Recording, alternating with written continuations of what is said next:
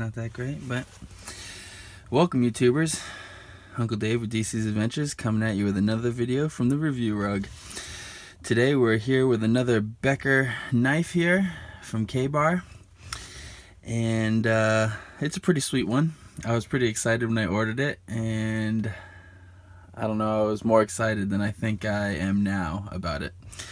So let's take a look at it. It is the BK10. It is pretty cool. The overall length is 10 7/8 inches. Interesting number there. The cutting edge is 5.5 inches. And yeah, it's got the handle on it, the Grivery handle that all the BK line has on it, which I actually like a lot now. I like the plastic ones better than the replacement thing that they sell too. Becker sells a replacement handle for all of these Becker knives, and I actually like this plastic light one a lot better, except for on the BK9, that heavier micarta handle is necessary for the BK9, I think, for the balance to be right. But all the other knives are perfect with this Grivery. So this BK10, it comes originally with this sheath, which has double latches. It has a nice pouch in the front. There is no insert for a BK13, which I think they probably should have put one in there, especially since it's a crew knife. It would have been nice to have a little knife with it. I did end up ordering a sheath from Amazon for $65, a C4 sheath, which was okay, but this knife, the balance on this knife, I don't know, you can't really carry this sheath in Scout, which is why I bought this sheath, so I could put a blade tech on it, and then I was going to carry it in Scout. I figured that's the best way to do it, but this particular knife, when it's carried in Scout, the handle is just too heavy, and it makes it kind of flop around. It's not, there's no way with this sheath to mount the tech lock so it like balances even. But still, this sheath works really good for carrying it horizontally and I mean vertically, and yeah, I like it, I guess, all in all. I have that exact sheath for my BK7, which is right here, and I love it.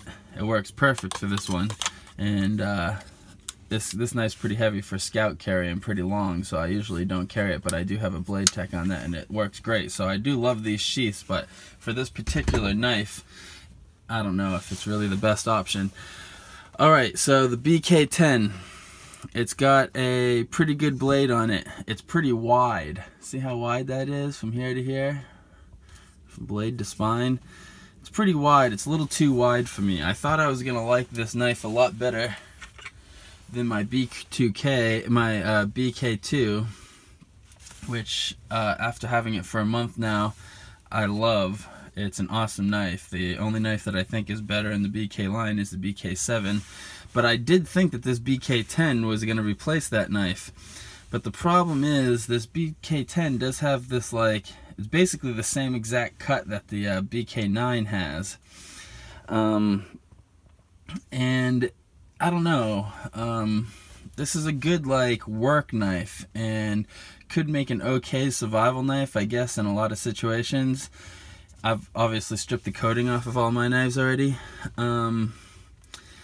Something I really need a knife to do though is it needs to have some stabbing power, because I carry a knife for survival purposes, which includes self-defense against animals and people and whatever you have to defend yourself against.